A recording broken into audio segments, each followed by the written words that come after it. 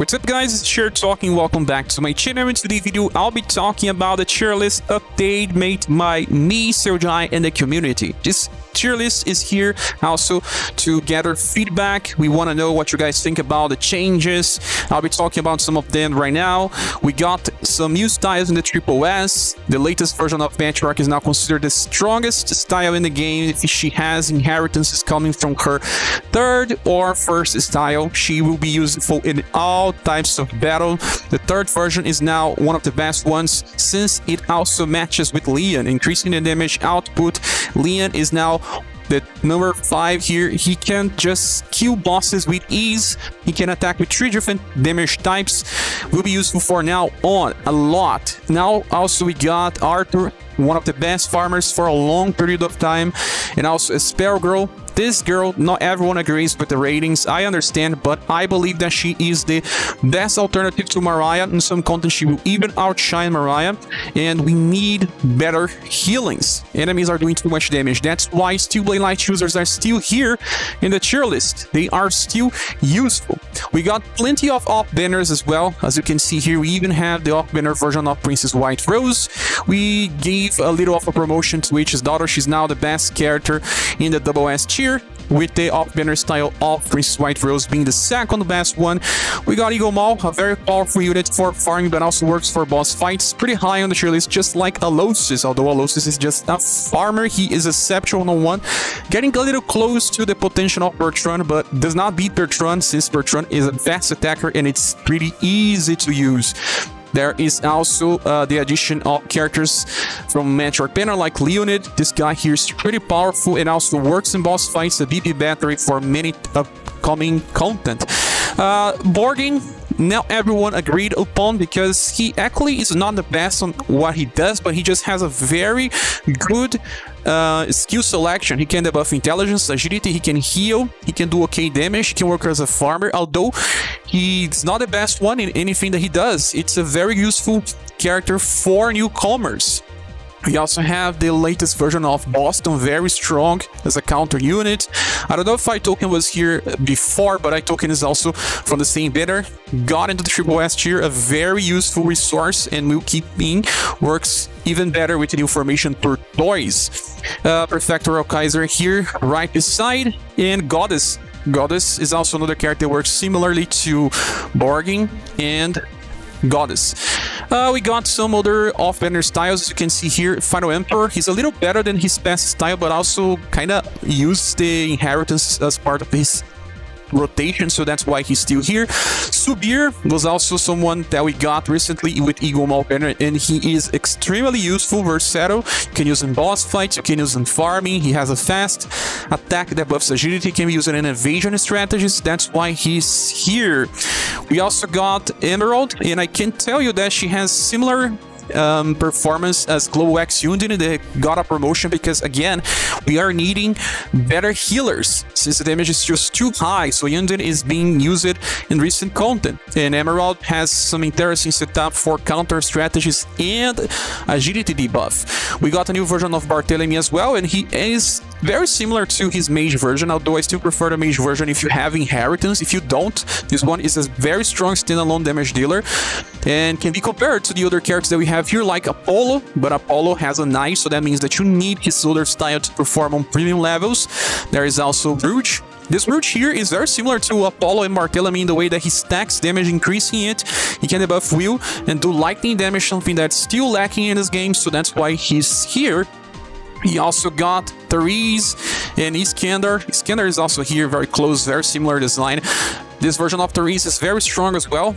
Can be compared to the reign of Thermite Final Emperor with a very powerful opener, and she can still perform well in boss fights. And we also have a new version of Coppelia in this position. She's stronger than the past versions that got demoted, alright, along other versions of Emilia, because they are getting old, but she deals more damage. Another ones that were added is Valdor. That is actually pretty strong and resistant. Turn 1 damage for farming is king. And Arsenal. Arsenal deals a lot of damage on turn 1, has other mechanics as well, so very high on tier list as well. As we can see, there is also the addition of Monica and Melissa, two supportive units, and Monica can even be used on farming. It's a lot of volley from a single character. We promoted Wicked Witch. She's now close to Shendu. They are situational characters, but when they work super fine. We also got this new Cheryl that it's actually pretty strong. Can use it on Remembrance Battle, but besides that, it's a little skippable, but the power is high. Just like we got Myth, another off-banner style that has very good damage for boss fights and farming. I am very impressed with Myth because it's a gun user, damage is high. Comparable to Mei Ling, but with more damage, but without support. That we also have this character again. He is just besides too quiet, off-banner style with such a high damage potential and can be used by anyone. You just have to be lucky to get. And there is this version of Tsubaki, the first version. In JP, she's getting a limited style. Tsubaki is good as well for boss fights and even farming. It's an off-banner style. We also got Aldous, a very supportive unit that will be useful in specific boss fights because of the fire shield. I guess that this is a position where it matters, since it's just like these other kinda situational characters, Virgil, Laura, and also Forneus. When you compare the Leonid is so high, it's because he also works in other content, not just like these characters that are more situational. We also got this new Primero that I believe that has the potential of these other limited styles, but it's just restricted to farming. Forneus is still pretty high on the list. Very strong, especially now that we can forge weapons. The Selma style is here. She's good for Remembrance Battle, but doesn't beat many of the other characters when you think about long-term usage.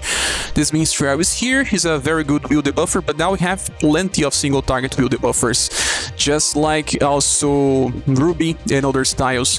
Let me see who else was changed. Joe got a lot of changes.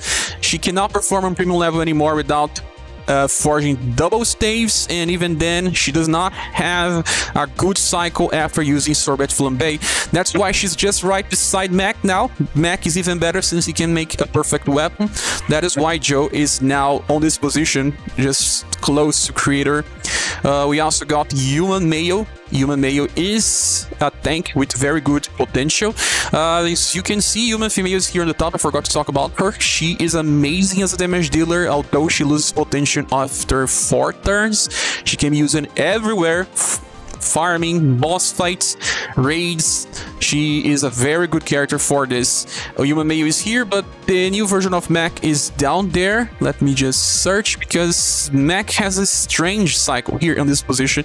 He opens with Blunt and then uses Spears. It's not so good.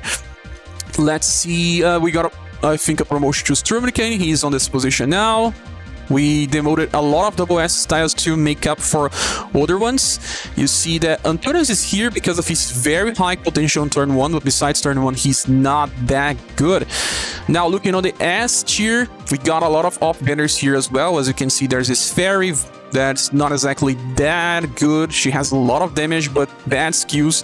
Johan can do the poison paralyze thing that Wicked Witch can, but with lower damage and not so good rotations, not on AoE, on single target.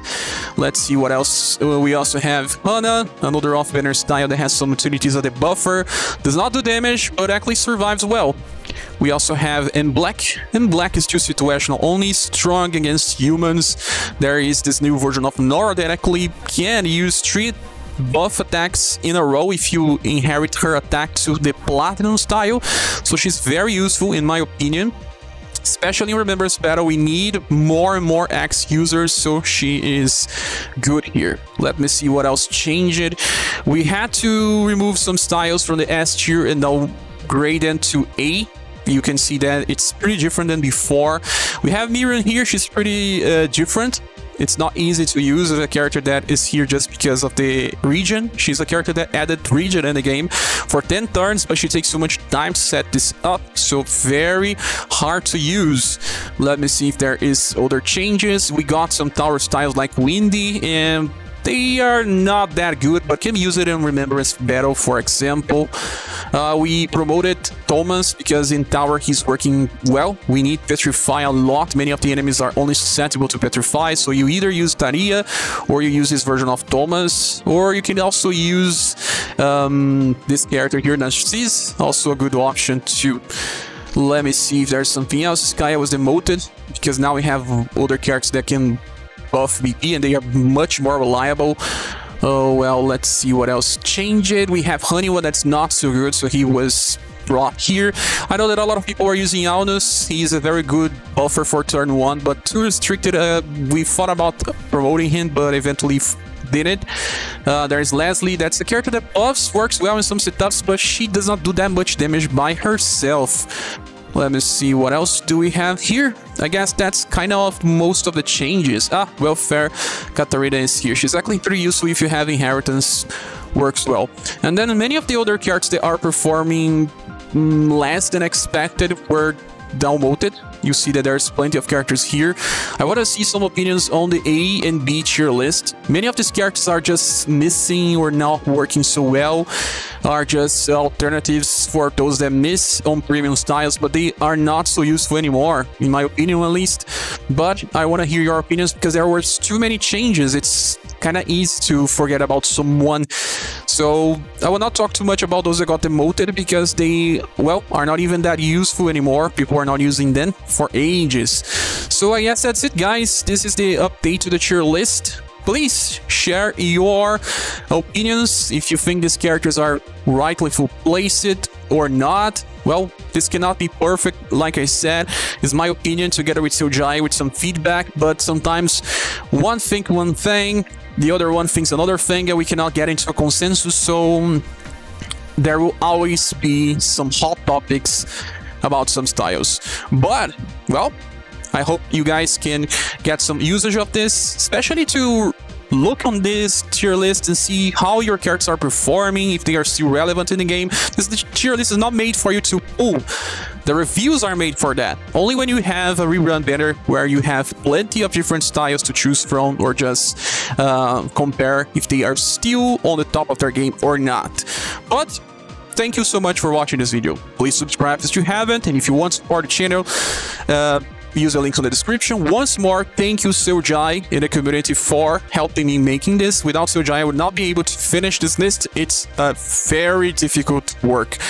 And I hope to see you soon in the next video. Bye.